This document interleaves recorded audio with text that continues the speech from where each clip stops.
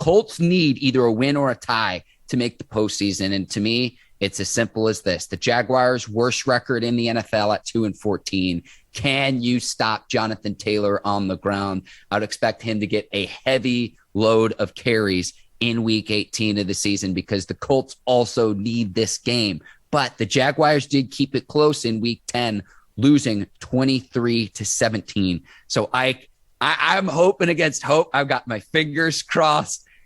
I'll do a rain dance, whatever we need for a Jaguars upset. I'm a Trevor Lawrence fan this weekend. This game's going to be going on at 1:00 Eastern time on Sunday, simultaneously with Ravens and Steelers. So I'm going to be doing some scoreboard watching and watching both games at the same time on Sunday.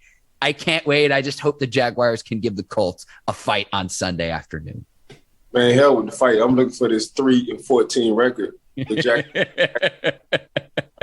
hope the Jacksonville Jaguars, and I guess this is what they said going into the locker room. Man, let's close this season out with a W and let's transfer that thing and carry that thing on to the 2022 season. So, yeah, I'm looking for this 3-13 record, man. They ain't even tripping. They got this for me. I love how confident you, Ike. What prompts this confidence? Because, look, I know that the Jaguars kept it close in week 10. Jacksonville's coming off a 50-10 loss to New England, and the Jags have lost 8 consecutive games. What is your reason for optimism, Ike? Share some of your Kool-Aid with me because I need it right now.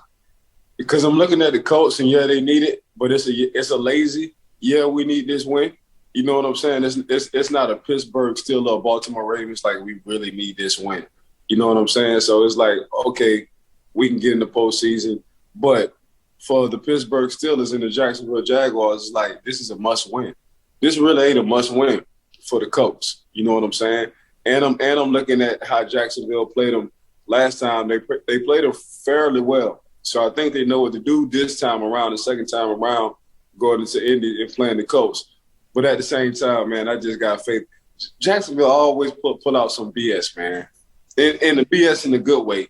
They always pulling out some BS. So they'll beat a real good team. They'll get slaughtered by the New England Patriots 50-10, but they'll wind up beating the Indianapolis Colts. So that's what I'm going with, man. I'm just going with my guns. Hey, I'm going to go ahead and give y'all a shout-out right now. Jacksonville, man, I appreciate y'all for beating the Colts, man, and I appreciate that 3-14 record as well. The reason I'm laughing is because I know your own personal playing experience against the Jaguars when you were a member of the Steelers. So that's what I'm laughing about, Ike.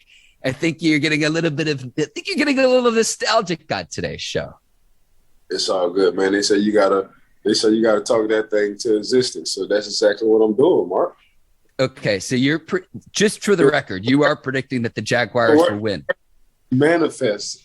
Every time I talk to a young woman, she was like, you got to manifest, Ike. You got to manifest. You got to manifest. You got to manifest. So I'm manifesting.